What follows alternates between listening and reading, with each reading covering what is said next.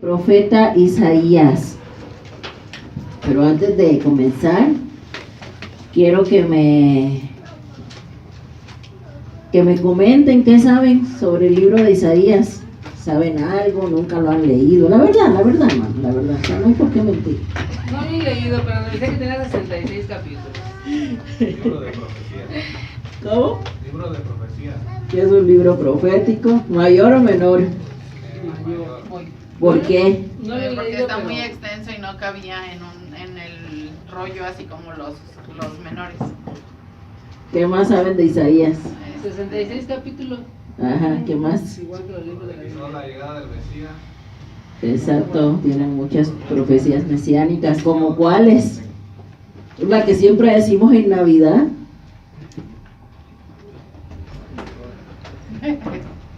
¿Dónde? Que llegaría ay, ¿cómo dicen? El Salvador, no es que no es el Salvador. Y esa siempre la ponemos en Navidad, ¿eh? No me acuerdo. ¿Cómo son? Porque un niño nos es nacido, ¿verdad? Y el principado sobre su hombro y será llamado Dios fuerte, admirable, consejero, príncipe de paz. Esa es de Isaías. ¿Qué más saben de Isaías?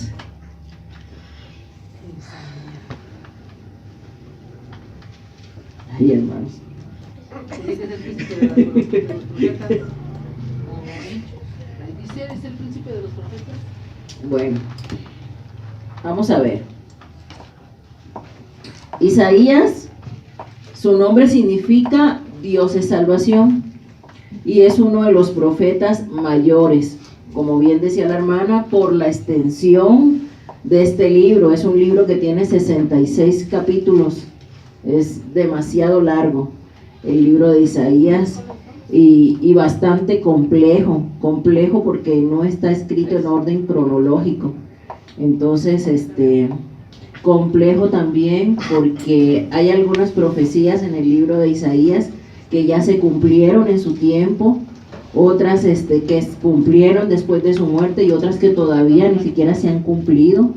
Entonces, sí necesitamos la ayuda del Espíritu Santo, indudablemente mucho discernimiento para estudiar el libro del profeta Isaías, ¿verdad? Que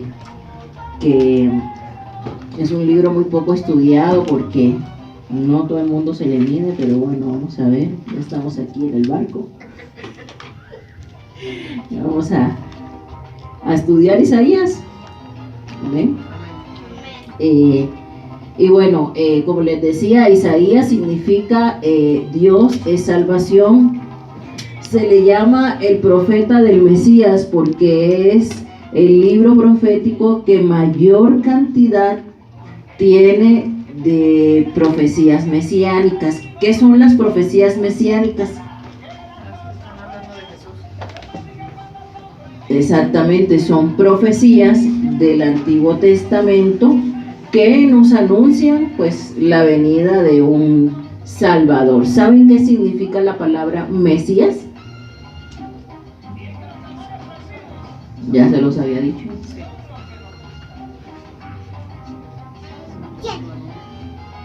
Mesías significa ungido, ¿sí? Mesías significa ungido en hebreo, ¿sí? Y es lo mismo que significa Cristo. Cristo también significa ungido, pero en griego, ¿sí? No se les olvide. Ay, ¿qué hago? Nada. Entonces,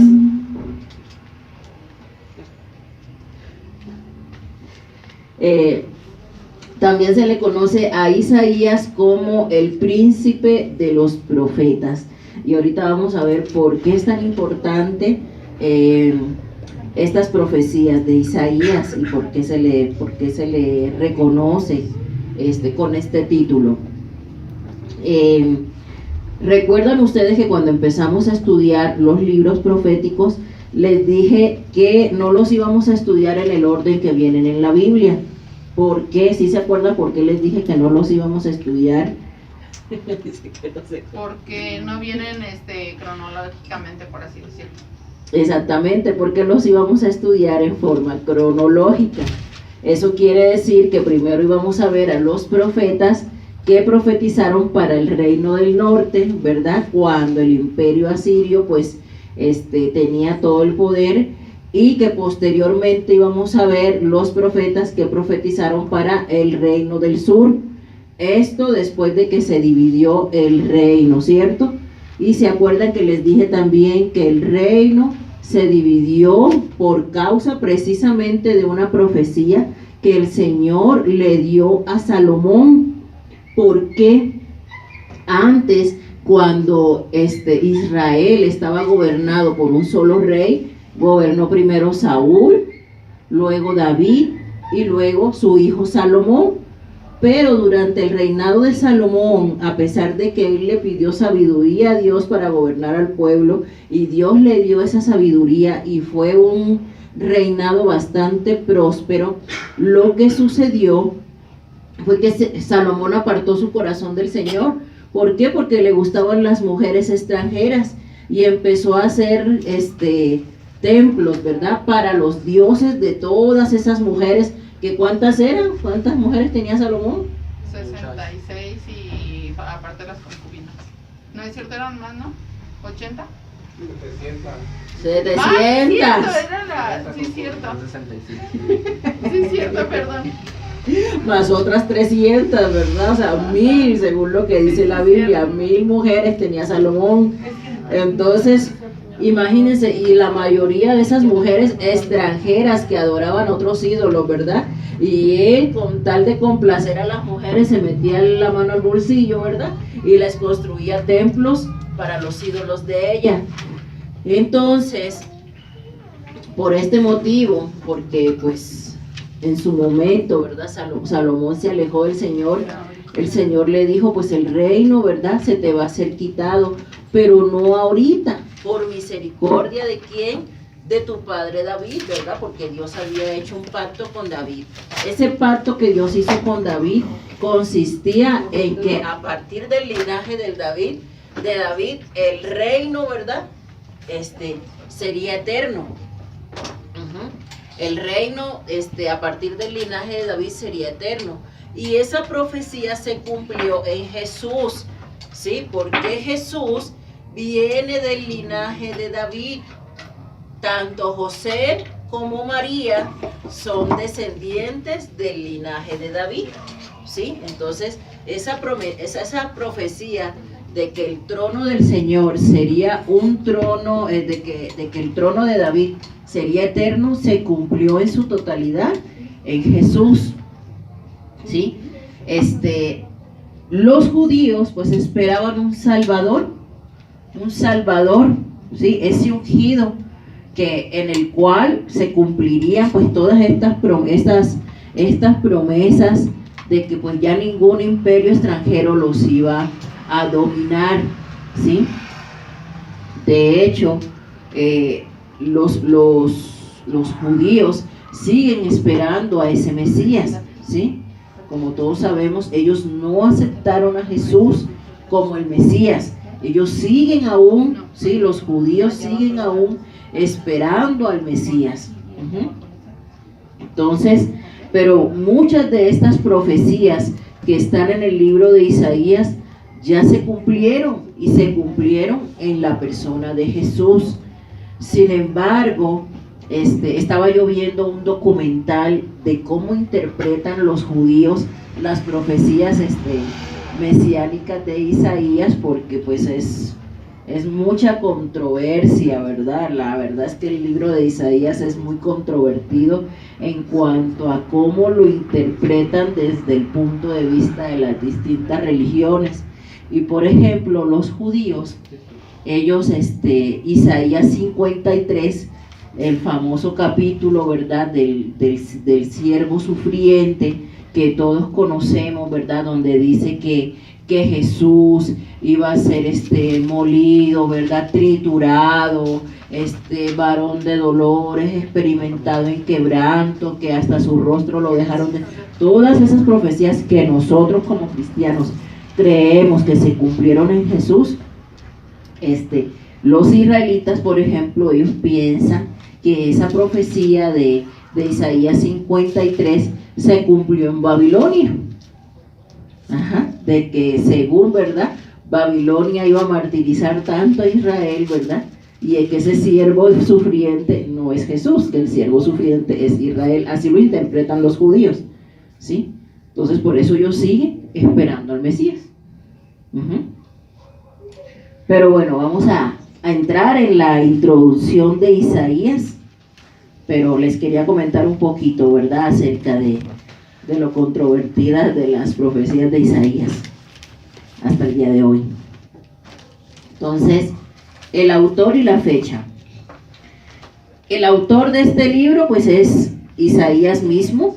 Dice el capítulo 1, versículo 1, visión de Isaías, hijo de Amós, la cual vio acerca de Judá y Jerusalén en días de Usías, Jotam, Acaz y Ezequías, reyes de Judá. Recuerden ustedes que todos los profetas, ¿verdad?, generalmente inician sus libros comentándonos en qué fecha están profetizando. ¿Para qué hacen esto los profetas? Para que nosotros podamos entender cuál era la situación que se estaba viviendo, ya sea en Israel o ya sea en Judá en ese momento, y por qué el Señor les dice lo que les dice, ¿cierto? Ya habíamos visto nosotros los profetas que profetizaron para el reino del norte, que fueron quienes. Vimos primero a Jonás, ¿verdad? Luego a quién? Amós. ¿Quién más profetizó para el reino del norte? Abdías. Bueno, Abdías profetizó para Edom, pero sí, digamos que todavía en ese tiempo de que todavía el reino del norte estaba. ¿Quién más? Oseas, ya lo dijimos. Y ya, ¿verdad? Y luego vimos al profeta Joel. Joel lo vimos el miércoles antes pasado. ¿Y Joel para quién profetizó? ¿Para el norte o para el sur?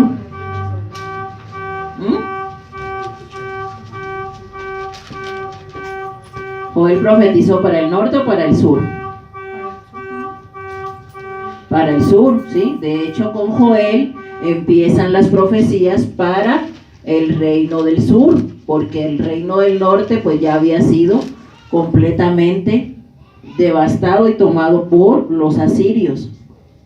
Entonces, aquí nos dice, ¿verdad?, que Isaías era hijo de Amós, ¿sí? Y nos dice la visión que él tuvo, y nos dice durante qué reyes. Todos estos reyes que ustedes ven aquí en el capítulo 1, versículo 1, son reyes del sur que profetizaron para Judá. Todos estos eran reyes del sur: Usías, Jotam, Acaz y Ezequías. Generalmente cuando nosotros vemos este estudio de los reyes de Israel, vemos que ellos los clasifican en reyes buenos y reyes malos. Les había comentado que el reino del sur tardó 100 años más en caer o en ser destruido por otro imperio. Y les dije por qué. ¿Se acuerdan por qué? En Jerusalén estaba el templo. Jerusalén hacía parte del reino del sur, ¿sí?, que era Judá. Entonces, en cierta forma, ¿verdad?, en cierta forma se mantuvo un poquito menos contaminado Judá por cierto tiempo, mientras que los reyes del norte, digamos que el 100% de sus reyes fueron malos. Vamos a ver que en el sur, ¿sí?, sí hubo reyes que fueron levantados por Dios e intentaron hacer lo bueno. Por ejemplo, en el reinado del rey Usías hubo una reforma espiritual. Ellos encontraron el libro de la ley que estaba olvidado, ¿verdad?, en unas reconstrucciones que estaban haciendo del templo, y Usías se preocupó, ¿verdad?, por traer otra vez la palabra a los judíos, ¿sí? El reino de Jotam pues también fue un rey bueno en cierta forma. Acaz, por el contrario, pues no hizo caso, ¿verdad? Muchas veces de las advertencias que Dios hizo a través de los profetas. Y entonces Acaz, pues ahí ya se rompió, ¿verdad? Un poco esa línea. Luego viene Ezequías. Ezequías igual fue un buen rey que trajo un avivamiento. Durante su reinado a los judíos se volvió a celebrar la Pascua. En fin, hubo varias características, ¿verdad?, que nos dicen que Ezequías también fue un buen rey. Luego de Ezequías vino el rey Manasés, que fue un rey malo, malo, ¿verdad? Hizo las mismas maldades que su abuelo Acaz. De hecho, durante el reinado de Manasés se considera o cree la tradición judía que murió el profeta Isaías, ¿sí? Entonces vemos nosotros que este reinado de Isaías, esta profecía de Isaías dura más o menos casi 60 años. Entonces, el tiempo en el que él profetizó fue un tiempo bastante largo, a diferencia de otros profetas, ¿sí?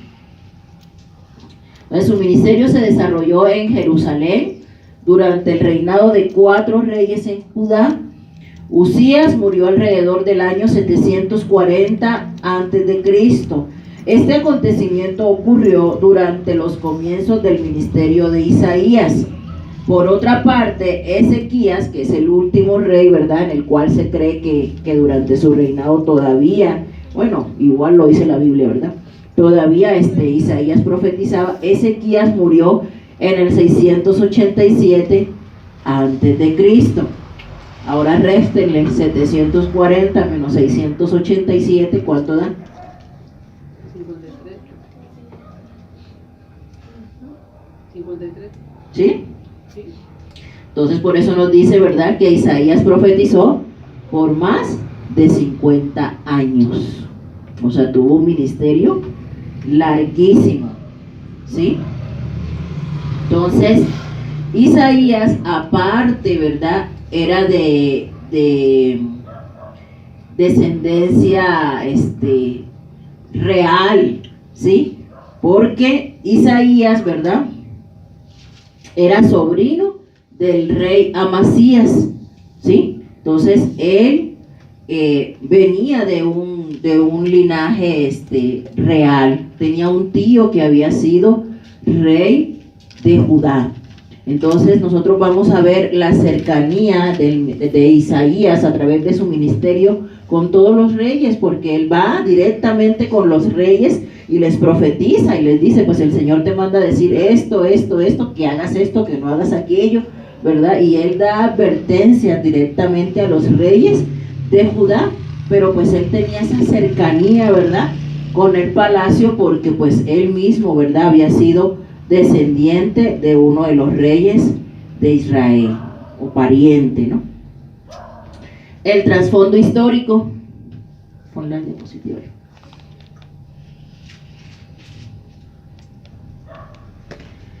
Habíamos visto, ¿verdad?, en el libro de Joel, la forma como estaba apartado el pueblo de Dios.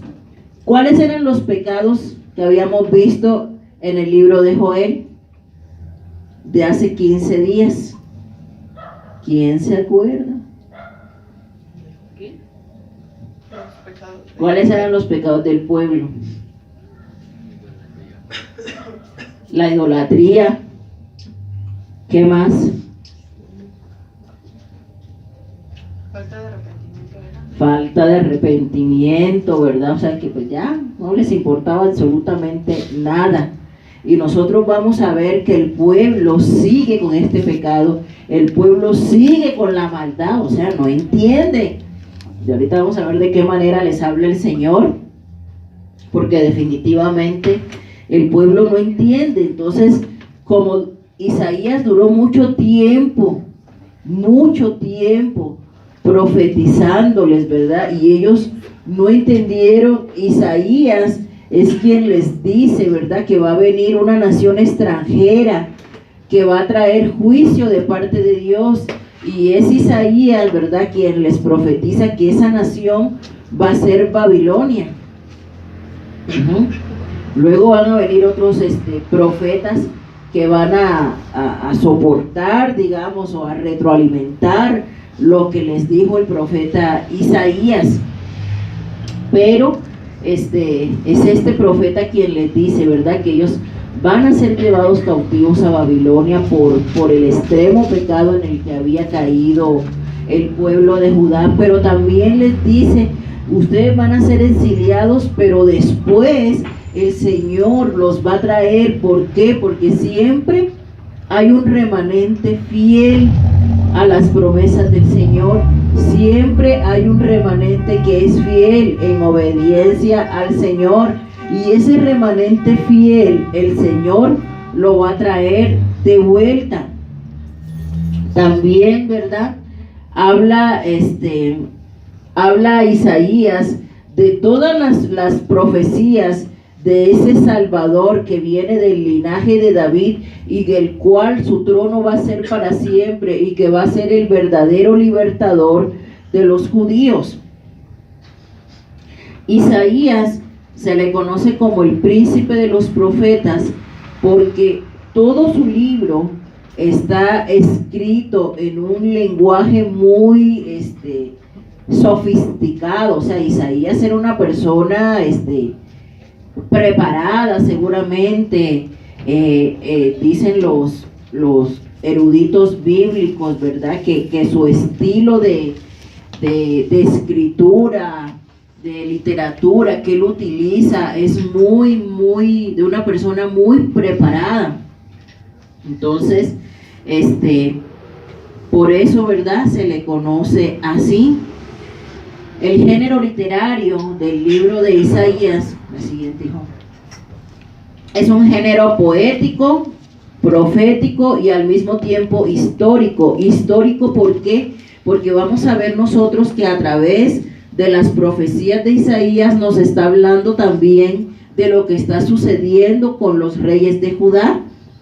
Y vamos a ver nosotros, ¿verdad?, que con cada uno de los reyes de Judá, Isaías va a tener una participación en la cual le va a estar dando consejo de parte de Dios. Algunos de esos reyes van a tomar el consejo y algunos definitivamente van a ignorar el consejo de parte de Dios.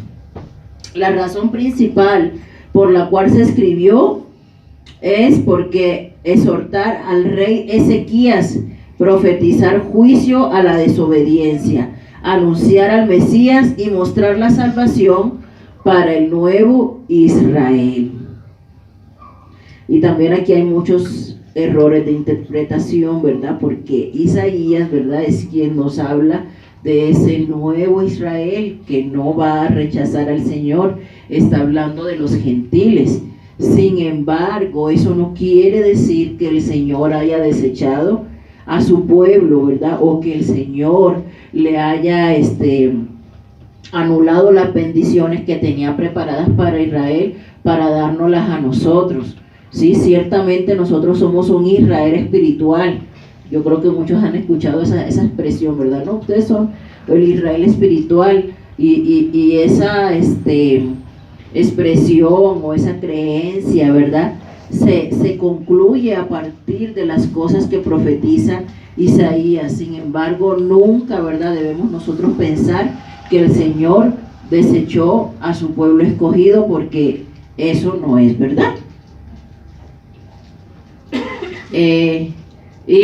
Vamos a ver también a través del libro de Isaías que él hace énfasis no solamente en la santidad de Dios, y ese énfasis lo hace Isaías desde el mismo momento en el que el Señor lo llamó, ¿verdad?, porque cuando él ve esa visión en el cielo, ¿verdad?, que ve al Señor sentado en su trono, Isaías dice: ay de mí, que soy un hombre inmundo, ¿verdad?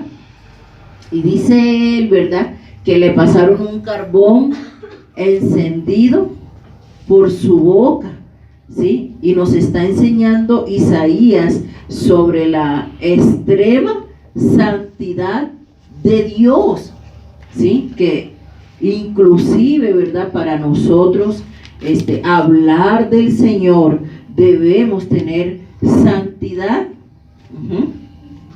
No es cualquier cosa servirle al Señor. El Señor a todos nos va a pedir cuentas de todo, ¿verdad? De nuestro testimonio, sobre todo en la forma en la que nosotros le servimos. Isaías también se encarga de mostrarnos a un Dios de justicia, porque muchas veces las personas tienen la idea errada de que no, pues es que Dios es todo amor, es que Dios es todo misericordia, es que Dios, pero vamos a ver aquí en Isaías al Dios de justicia, ¿sí? Al Dios que no puede ser burlado, al Dios que pide cuenta a sus hijos, ¿verdad? Porque eso es lo que está pasando en lo que va a pasar, ¿no? En esta historia de Isaías y la relación del pueblo de Judá con su Dios, amén. Y vamos a ver también el papel. Aquí Isaías le va a recordar a Israel el papel que ellos tienen en la redención del mundo. El Señor hizo un pacto con Israel desde el libro del Éxodo, ¿sí? Israel tenía que ser luz para las naciones. Desde Génesis, cuando Dios hizo el pacto con Abraham, le dijo, ¿verdad?, a ese hombre a partir del cual se iba a formar una familia, y a esa familia a partir de la cual se iba a originar una nación. El Señor les dijo, en ti serán benditas todas las naciones de la tierra. Pero ¿qué pasó? A Israel se le olvidó, ¿verdad?, que ellos eran esa fuente de luz para las naciones, y no cumplieron, ¿verdad? Entonces aquí Isaías les va a recordar el papel que tiene Israel, el papel que tiene la misma Jerusalén, ¿verdad?, en cuanto a los planes de salvación que Dios tiene para la humanidad. Hay algunas, estamos todavía en la introducción, hay algunas consideraciones acerca del libro de Isaías. A Isaías se le califica como el más grande de los 16 profetas que escribieron. ¿Por qué son 16 profetas? Si son 12 menores y son 5 libros de profetas mayores, ¿por qué son 16 profetas? Eso también ya se los dije.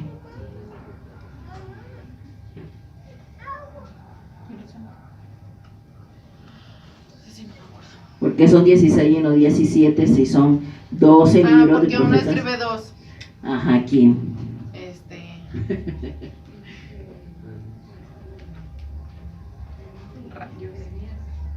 Jeremías. Jeremías escribe 2, ¿verdad? Que son ¿cuál y cuál? Lamentaciones. Y Jeremías. Ajá. Por eso es que son 16 profetas.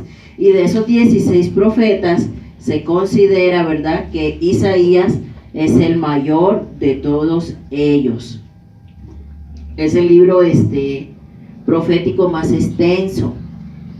Y su estilo, comparado con el de los demás profetas, ¿verdad?, es un estilo de una persona mucho más educada. Él va a hablar a través de su libro, ¿verdad?, de varios acontecimientos que van desde la creación hasta el Apocalipsis. Hay profecías en el libro de Isaías que todavía no se han cumplido. ¿Como cuál? ¿Se saben alguna?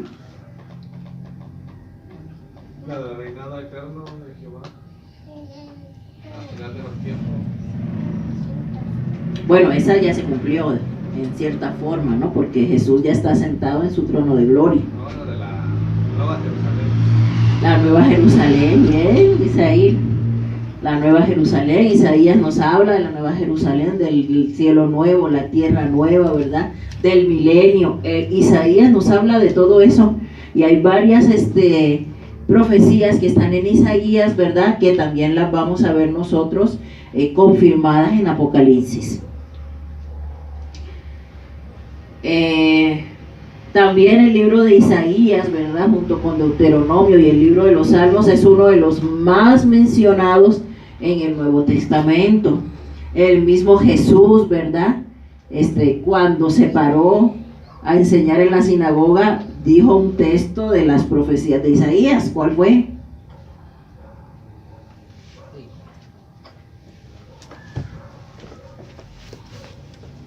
¿No? ¿Qué fue lo que Jesús dijo cuando se paró en aquella sinagoga y abrió el rollo? Le dijo, y esa palabra se ha cumplido hoy aquí delante de ustedes, ¿no? Y lo querían apedrear ahí los fariseos. ¿Cuál fue esa palabra? Dice, yo he venido a darle vista a los ciegos, a liberar a los cautivos, ¿verdad? Hermanos. Entonces, el mismo Jesús, ¿verdad? Utilizó varias profecías mesiánicas dadas por Isaías para pues darse a conocer. Hay que leer Isaías, hermanos. Vamos a ir leyéndolo. Yo no sé, la verdad, estoy pidiéndole a Dios sabiduría. Porque no sé cómo voy a dar este libro porque es tan extenso. Pero bueno, no podemos leer capítulo por capítulo porque si no, no acabamos este año. Pero vamos a ver pues lo más importante, pero sí necesito que lo lean porque si no pues yo les voy a hablar y ustedes no van a saber ni de qué les estoy hablando, ¿verdad? Porque de leerlo todo, así como lo hemos hecho con los otros libros chiquitos, ¿verdad? Que aquí rápido le echamos una leída, pues no vamos a poder hacer eso con Isaías. Son 66 capítulos, ¿verdad? Bueno, a Isaías también se le conoce como el profeta evangélico. ¿Por qué? Porque habló mucho acerca de la salvación, obviamente, ¿verdad? Si está hablando del Mesías, está hablando de la salvación. Él enfatiza el tema de la salvación, y lo ilustra a partir de varios acontecimientos que vamos a ver nosotros en la historia de Israel. La esposa de Isaías fue una profetisa, tuvo también 2 hijos, y los nombres de sus hijos significaban eventos que iban a suceder con el pueblo de Judá. ¿Se acuerdan ustedes también a que otro profeta, Dios también a los hijos les dio nombres proféticos? ¿Se acuerdan de quién?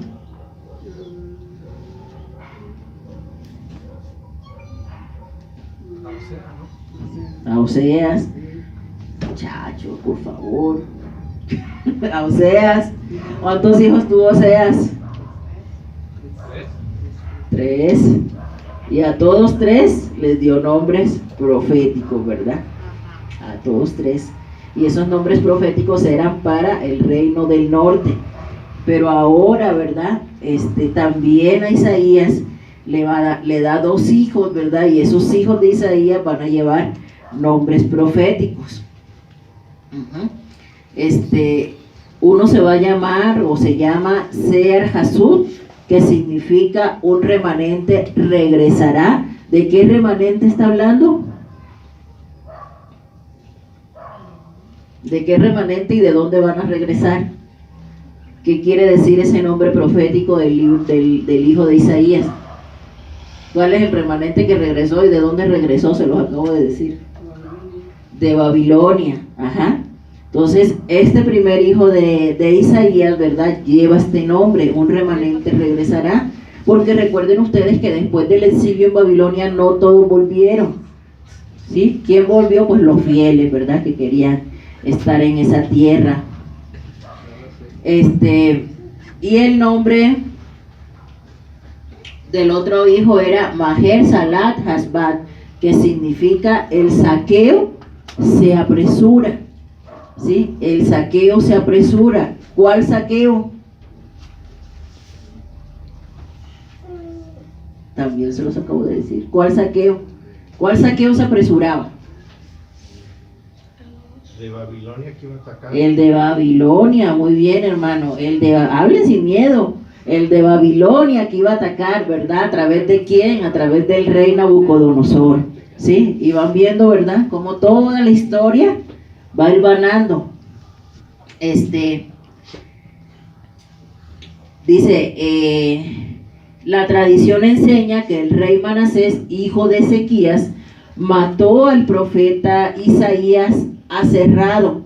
Este profeta Manasés, hijo de Ezequías, que Ezequías de hecho fue un rey bueno, muy bueno, que trajo un avivamiento espiritual a Judá. Ezequías fue aquel rey que le dijo al Señor que le diera oportunidad de vivir más años, y el Señor le dio 15 años más de vida. ¿Sí se acuerdan de esa historia? Ese fue el rey Ezequías. Él tuvo un hijo llamado Manasés, que fue el que le sucedió en el trono. Pero Manasés se dedicó a perseguir a los profetas. El profeta Isaías, dice la tradición judía, ¿verdad? Esto no lo dice la Biblia, esto lo dice la tradición judía. El profeta Isaías, huyendo de manos del rey Manasés, se metió dentro de un tronco, y este rey mandó a partir ese tronco por la mitad.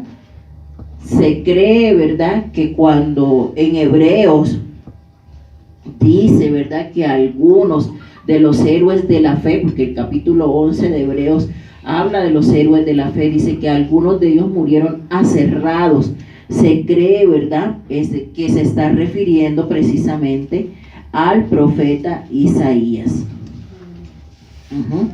Pero bueno, según la historia de los reyes, ¿verdad?, este rey Manasés posteriormente sí se arrepintió y Dios lo perdonó.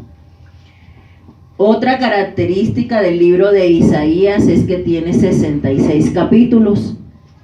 ¿Cuántos libros tiene la Biblia? 66 capítulos, ¿verdad? Sabemos que el Antiguo Testamento tiene 39 y que el Nuevo Testamento tiene ¿cuántos? 27. 27, bien. Tiene 27, ¿verdad? Así mismo, ¿verdad? El libro de Isaías, en su bosquejo, se va a dividir. Los primeros 39 capítulos, ¿verdad?, nos hablan de acontecimientos que están sucediendo en el Antiguo Testamento, mientras que a partir del capítulo 40 de Isaías hasta el 66 nos habla de la salvación, ¿sí?, de eventos, ¿verdad?, que se van a reafirmar o van a ocurrir en el Nuevo Testamento. Entonces, este libro de Isaías lo podemos comparar, ¿verdad?, con la Biblia misma. Y vamos a ver cómo se divide el bosquejo de Isaías.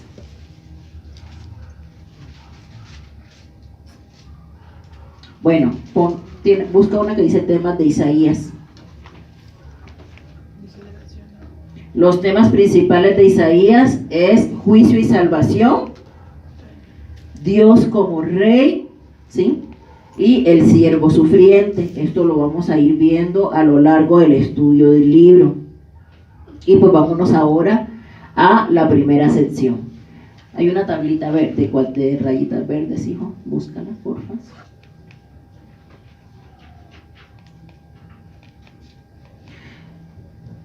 Y empezamos con Isaías capítulo 1, ahora sí, y vamos a ver que lo primero que el Señor le recrimina al pueblo es una lista de pecados.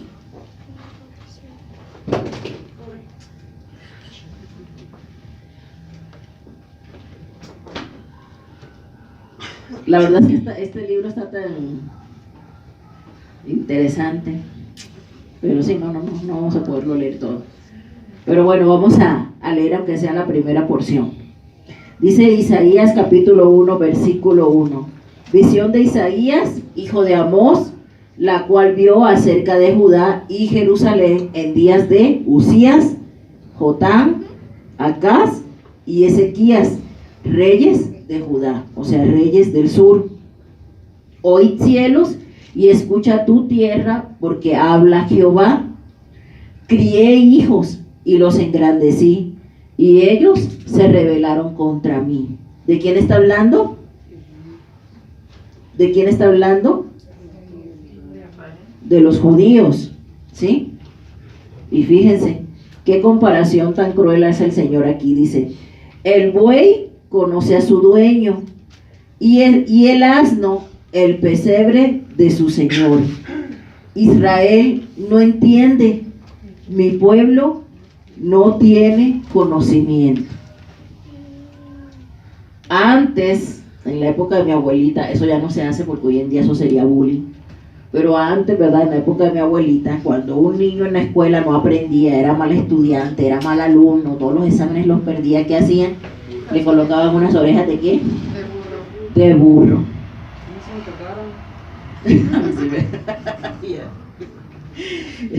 Le colocaban unas orejas de burro. ¿Por qué será? Porque el burro es muy inteligente. ¿Ah? ¿Será que el burro es muy inteligente? Es por necio. Es que los burros son necios. Por burro, ¿verdad? Por burro, ¿sí? Por burro, porque no entiende, ¿verdad? Entonces, fíjese, y el Señor está comparando al pueblo de Judá con el burro y con el buey, que son los animales más necios. O sea, le dice el Señor, o sea, tú eres más burro que el burro, en otras palabras. Porque hasta el burro conoce al dueño de su pesebre, ¿no? Y hasta el buey conoce a su señor. Y tú, ¿verdad? No tienes nada de conocimiento. O sea, en otras palabras, ¿verdad? En otras palabras, si estuviéramos escribiendo una nueva traducción según Gerdis, le pondría, ¿verdad? Eres más burro que el burro, ¿no? Eso es lo que el Señor les está diciendo. Y les dice, oh gente pecadora, pueblo cargado de maldad, generación de malignos, hijos depravados, dejaron a Jehová, provocaron a ira al Santo de Israel, se volvieron atrás. ¿Por qué querréis ser castigados aún? ¿Todavía os rebelaréis? Toda cabeza está enferma y todo corazón doliente. ¿Por qué el Señor les está diciendo? Miren, fíjense.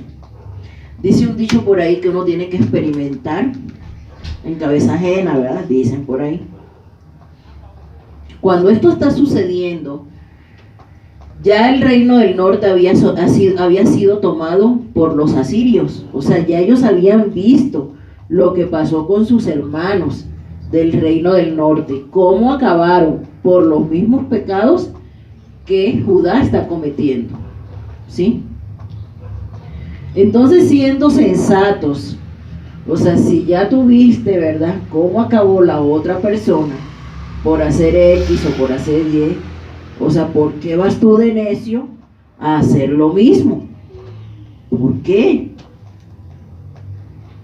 ¿Por qué no entiendes? Dice el Señor, ¿verdad? O sea, ¿por qué? Si ya viste lo que le pasó a Israel, ¿por qué tú, Judá, vas a ir a hacer lo mismo? Ya sobrepasaste toda necedad. Ya había venido un profeta Joel antes que Isaías a decirle al pueblo, arrepiéntanse. Es que no quieren arrepentirse. No hay un arrepentimiento genuino. Y ahorita les está diciendo el Señor, o sea, ustedes de verdad que no entienden. O sea, de verdad quieren que yo los castigue, les está diciendo el Señor, ¿verdad? Porque definitivamente no, parece que no entienden. Les dice, desde la planta del pie hasta la cabeza, no hay en él cosa sana, sino herida, hinchazón y podrida llaga. No están curadas, ni vendadas, ni suavizadas con aceite. Vuestra tierra está destruida, vuestras ciudades puestas a fuego, vuestras tierras delante de vosotros comida por extranjeros y asolada como asolamiento de extraños. Y queda la hija de Sión como enramada en viña y como cabaña en melodar, como ciudad asolada.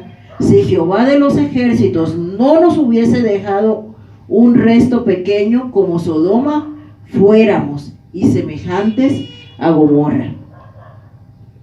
O sea, el Señor les está diciendo, ya han venido, porque cuando esto está sucediendo, cuando esto está sucediendo, amados hermanos, ¿qué sucede? Desde el reinado del rey Acaz, el Señor les advirtió que no hicieran alianzas con naciones extranjeras. Pero ¿qué sucedió? Ellos perdieron su confianza en Dios, no hicieron caso a la voz de los profetas y buscaron alianzas en lo que en ese momento eran potencias, ¿sí? En un momento anterior de la historia, los judíos habían hecho alianza con los asirios, ¿sí? ¿Qué sucedió después? Los asirios vinieron y atacaron al reino del norte. Pero ¿qué sucede si destruyen a tu vecino? Recordemos, ¿verdad?, que en ese contexto del antiguo Medio Oriente, las ciudades estaban protegidas, ¿por qué? Por murallas, ¿no? Y en cierta forma por sus vecinos. Si se cae la casa de tu vecino, ¿cómo queda tu casa? En cierta forma expuesta, ¿no? Entonces el Señor les está diciendo, o sea, mira, ya tu vecino fue juzgado, ¿no? ¿Qué sucede ahora? Que esos de Asiria que en un momento te ayudaron, ahora dicen, no, pues ya nomás nos falta por conquistar ¿sí? Estos son más chiquitos. Pues en el reino del norte eran 10 tribus, en el reino del sur nomás 2. Entonces, ¿qué dicen los asirios? No, pues estos ya son pan comido, ¿sí? Y empiezan a sitiar a Judá en todo su alrededor. Y vamos a ver nosotros cómo estos reyes de Asiria empiezan a hostigar a los judíos. Dios en varias ocasiones les va a dar palabra de que pues yo estoy con ustedes, no se preocupen, yo los voy a librar, ¿verdad? Y en cierta forma, ¿verdad?, el Señor los libró, y los libró de esos que eran sus enemigos, los asirios, porque los asirios eran los que los sitiaban en ese entonces. Pero ¿qué pasó después? De donde ellos menos lo pensaban y menos lo esperaban, llegaron los babilonios y fueron los que finalmente, ¿verdad?, les dieron la estocada final.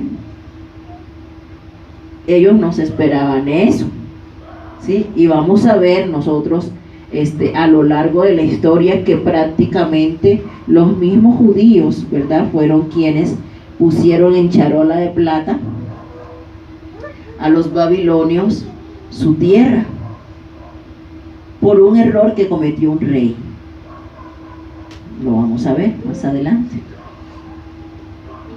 Entonces, ¿qué sucede? Pues el Señor les está diciendo, por puritita misericordia ustedes no han sido destruidos, ¿verdad? Porque si ya hubiera sido por la cantidad de sus maldades, ya ustedes estuvieran hecho polvo y ceniza como Sodoma y Gomorra, ¿verdad? Pero ¿cuáles son esos pecados, ¿verdad? O esas situaciones por las cuales el Señor les está diciendo a su pueblo, pues ustedes son más necios que el burro, ¿verdad? Más malos que la maldad.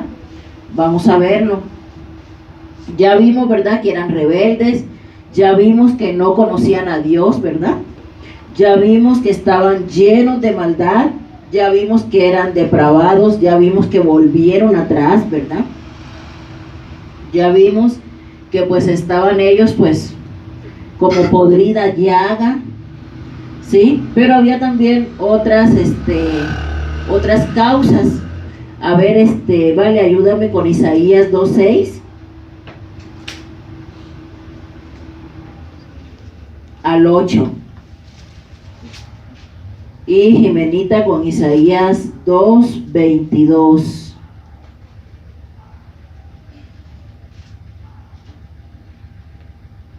Y Dulce con Isaías 3, 5 y 9. ¿Qué dice?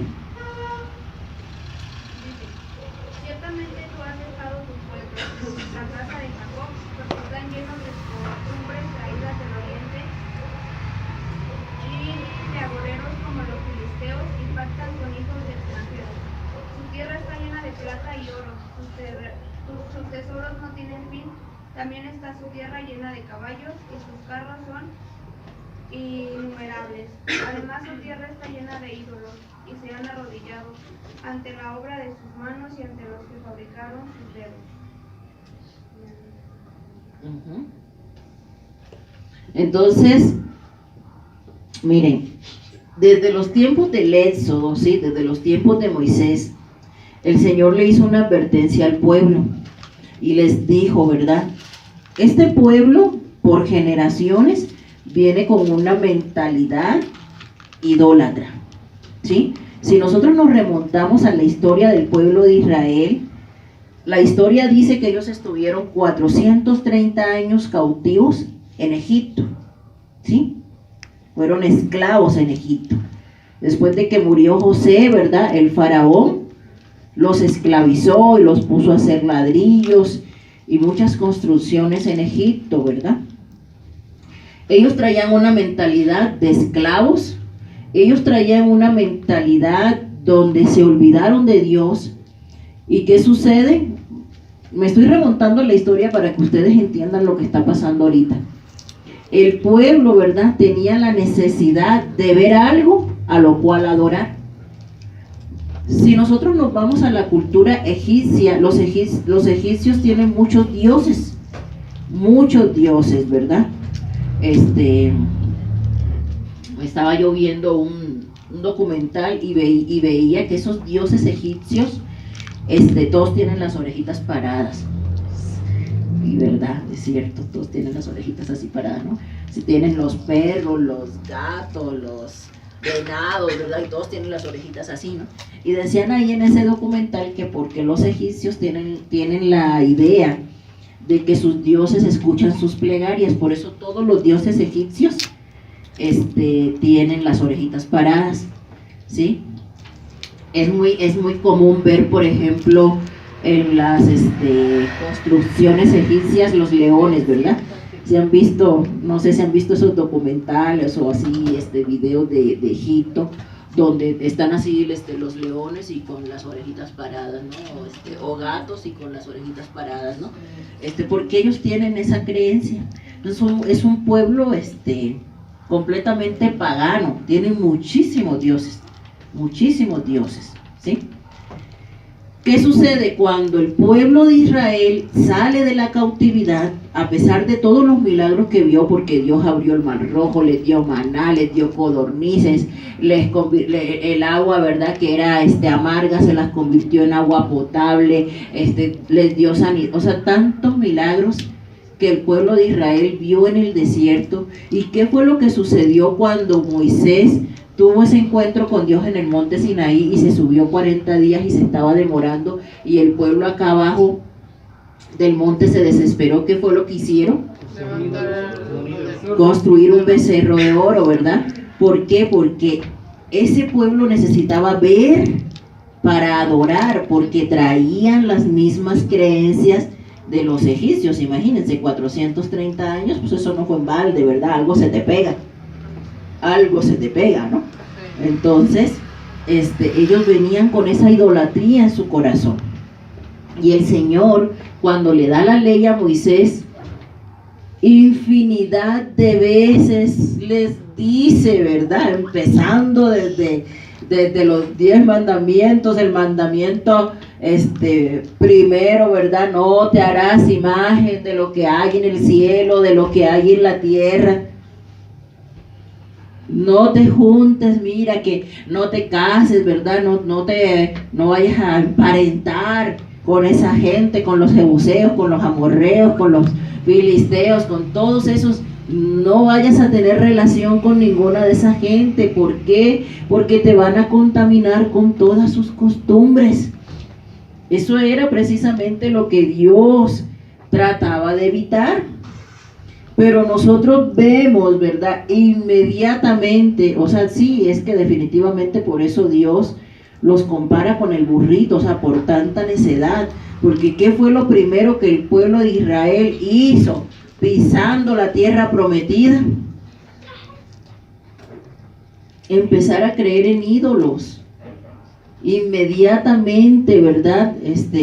Fueron ya establecidos cada uno en las ciudades según como Josué las repartió. Empezaron ellos a creer en dioses ajenos, porque recuerden ustedes que cuando se conquistó la tierra, pues no conquistaron todo al 100%, ¿cierto? Sino que tenían, pues ellos llegaron a habitar ahí esa tierra prometida, pero todavía había extranjeros entre ellos, ¿sí? Y esos extranjeros tenían sus dioses, ¿sí? Los moabitas, los amonitas, todos ellos tenían sus dioses propios que ellos adoraban. Y entonces en lugar, ¿verdad?, de que sucediera lo que dice la palabra, que ellos se conviertan a ti y no tú a ellos, ¿qué fue lo que hizo el pueblo del Señor? No, pues se convirtieron ellos, ¿sí?, a esta gente que era completamente idólatra. Y desde el libro de los Jueces empezamos a ver nosotros toda la distorsión, ¿verdad? Porque desde los Jueces ellos hicieron un becerro, ¿sí? Luego vemos, ¿verdad?, que pidieron rey,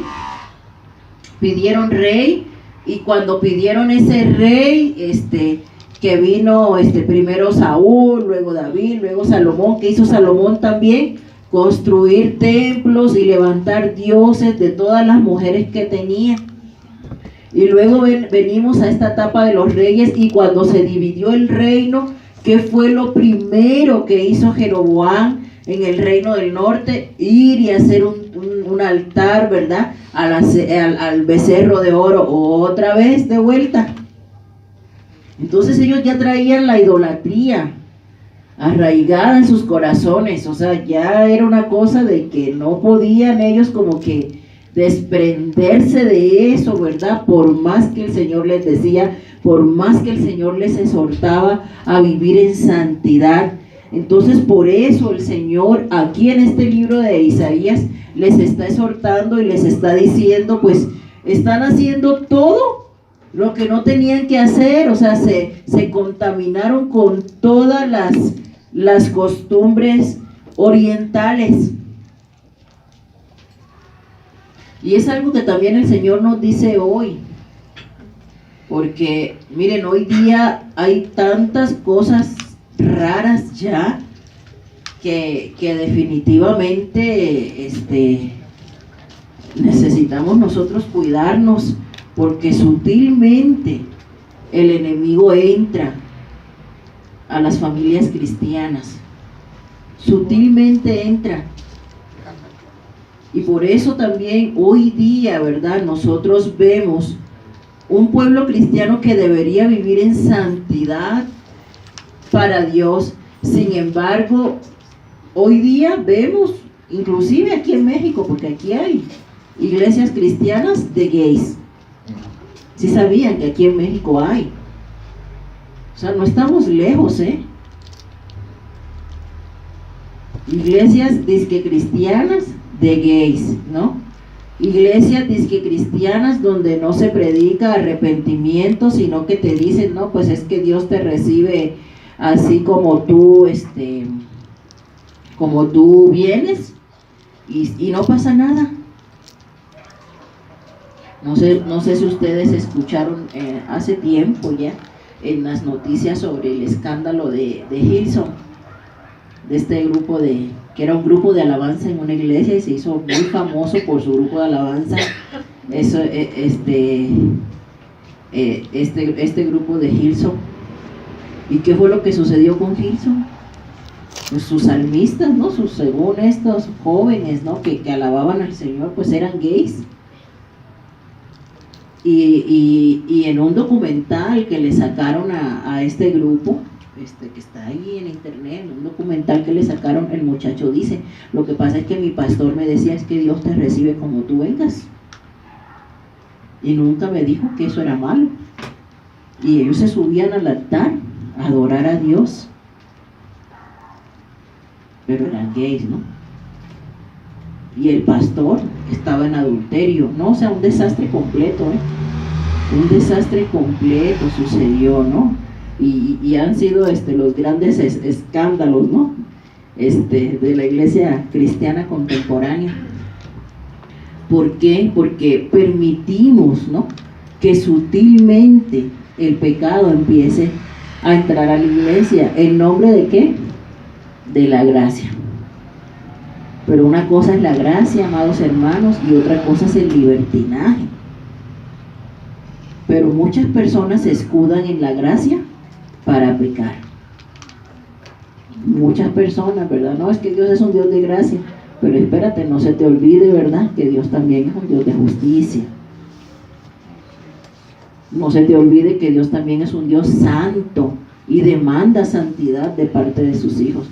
No se te olvide que Dios es un Dios celoso, ¿verdad?, que no comparte su gloria con nadie. Y esto fue lo que empezó a pasar con el pueblo de Israel, ¿verdad?, que no está nada de lejos de lo que está sucediendo hoy día en las iglesias cristianas. Sutilmente, ¿verdad?, por las costumbres. ¿Qué hacen iglesias cristianas hoy día? Celebran Halloween. ¿Se han visto esas noticias, verdad? Celebran Halloween en iglesias cristianas en Estados Unidos. Bueno, aquí también. Bueno, aquí también.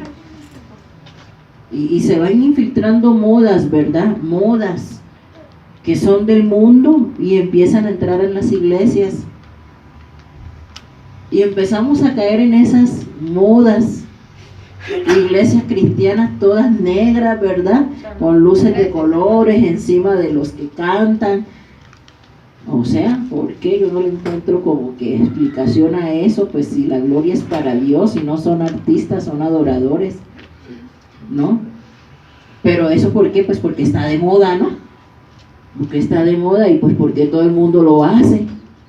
Empiezan a caer las iglesias en ese tipo de costumbres, ¿verdad? Y así sutilmente también empezó a alejarse el pueblo judío. El Señor los exhorta también, ¿por qué? Por agoreros. Les gustaba la hechicería, les gustaba la magia, la adivinación, ¿sí? ¿Ustedes creen que haya cristianos que son agoreros? Agoreros es creer en todas ese tipo de cosas, ¿no? En agüeros y todas esas cosas. O sea, hay gente que se dice que es cristiana, pero anda creyendo en todas esas cosas raras, ¿no? Anda creyendo que en el viernes 13, en el gato negro, en la escalera, en todas esas cosas. Eso se llama ser agorero. Ser agorero, ¿sí? Entonces, eso es algo que el Señor abomina. Dice, pactaron con extranjeros, cuando fue lo que el Señor reiteradamente les advirtió que no hicieran. Y fue uno de los mayores pecados del pueblo de Judá. Se llenaron de armas para la guerra. El pueblo de Israel no era un pueblo guerrero. Recuerden ustedes, ¿verdad?, ¿cuál fue la primera batalla de Israel? ¿Se acuerdan? En el libro del Éxodo.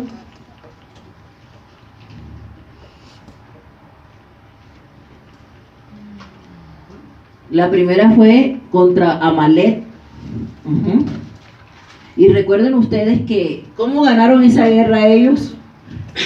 ¿Cómo la ganaron? Porque Moisés oraba, ¿verdad? Y dice la Biblia que cuando Moisés oraba, el pueblo, sí, exactamente, ganaba la batalla, ¿verdad? Pero que cuando Moisés se cansaba, sí, pues, y entonces vinieron Aarón y Hur y le levantaron las manos, ¿verdad? ¿Por qué? Porque Israel no era un pueblo de guerra, ¿sí? Israel no sabía pelear. Inclusive cuando el Señor los sacó, ¿verdad?, de Egipto y atravesaron por la tierra, por el desierto hacia la tierra prometida, el Señor los guardó muchas veces de que no pasaran por tierra de los filisteos, porque no era un pueblo de guerra.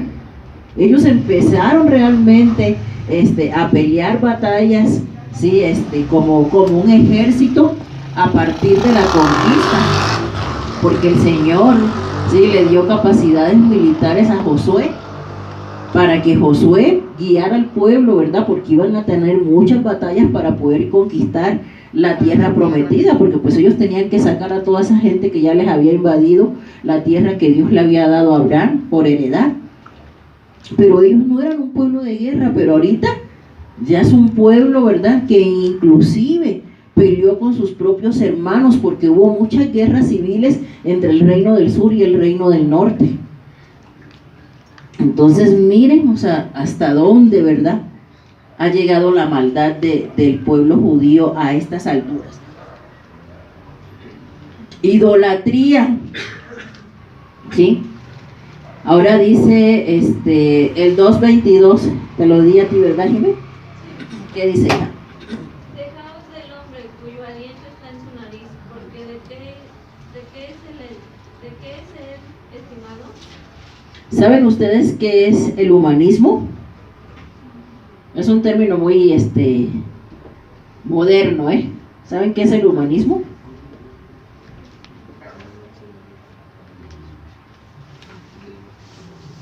¿Sabes, Jimé, qué es el humanismo? ¿Se centra en el mismo? Que se centra en el hombre, ¿sí? Es una enseñanza que se centra en el hombre. ¿Qué quiere decir? De hecho el humanismo, ¿verdad?, es una de las ramas que estudia la teología contemporánea. ¿Por qué?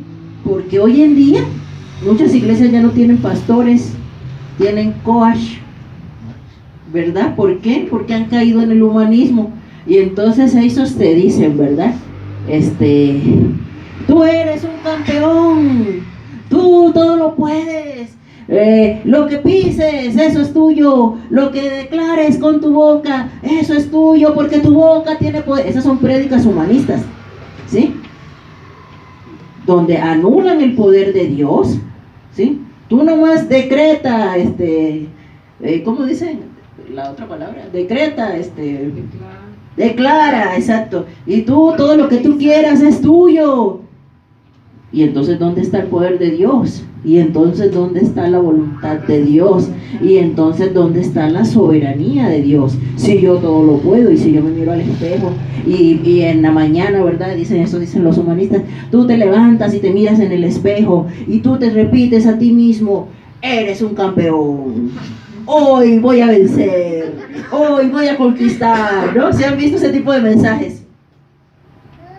De disque predicadores, ¿no? Y tú te vas a levantar y tú hoy vas a decir, y hoy es el día para conquistar, y hoy es el día, ¿verdad? Y entonces ese tipo de prédicas no son más que humanismo, porque cuando nosotros nos olvidamos de que hay un Dios en los cielos y que por su misericordia hoy comimos, que por su misericordia hoy tuvimos un techo, por su misericordia hoy tuvimos una cobijita, ¿verdad? Por su misericordia hoy tuvimos un vestido. Cuando nosotros nos olvidamos de eso y decimos, ay, es que es por mi trabajo, ay, no, es que es porque yo soy bien inteligente, ay, no, es porque pues, yo soy yo, ¿no? Estamos cayendo en humanismo, ¿sí? En creer que yo, ¿verdad?, por mi poder humano puedo lograr las cosas. Y el pueblo de Israel creyó eso. Empezó a poner su confianza en los hombres, empezó a poner su confianza en los reyes, empezó a poner su confianza en los ejércitos. Pero nosotros no debemos poner nuestra confianza en nada de eso. Nuestra confianza total y absoluta tiene que estar en Dios y en sus promesas. Nosotros nada somos, y nosotros separados de Dios, ¿qué dice la Biblia? Nada podemos hacer. Dice la palabra, ¿verdad? Separados de mí, nada podemos hacer. Tú podrás tener el mejor trabajo del mundo, te podrás ganar la millonada, podrás tener maestrías, doctorados, todo lo que tú quieras, pero sin Dios estás muerto. Pero hoy día también se ha caído mucho en esto del humanismo, ¿verdad? En enseñarle a la iglesia frases motivacionales, y tú puedes, y tú eres el rey, y tú eres el campeón, y como decía un famoso predicador por ahí, ¿verdad? Como nosotros somos hijos de Dios, entonces nosotros somos diositos. No olvídense de ese cuento. Nosotros sin Dios nada podemos hacer. nada podemos hacer. Porque si estamos aquí hoy, ahorita, ¿verdad? Es por su gracia y su favor. Si no, ahorita mismo cae un rayo y nos extermina a todos. Nos llamaron. ¿Sí? Sí, cierto. Sí. Hasta el momento en que Dios decida tenemos aliento de vida. Hasta el momento en que Dios lo decida. Porque sin que ni siquiera ocurra una catástrofe, ahorita mismo cualquiera de nosotros puede dejar de respirar porque Dios así lo quiso. Es por su gracia, es por su misericordia que estamos aquí. Que no se nos olvide, de verdad. A veces nos acostumbramos tanto a las cosas que se nos olvida, ¿verdad? Que todo lo que tenemos es por la misericordia del Señor. Pero ¿se acuerdan de aquellos tiempos de COVID? Yo veía a la gente desesperada buscando tanques de oxígeno.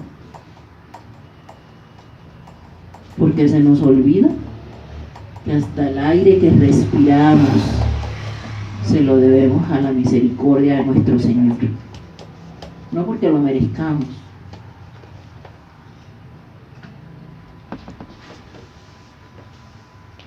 Pero solamente cuando llegan esos momentos de dificultad nos ponemos nosotros a reflexionar.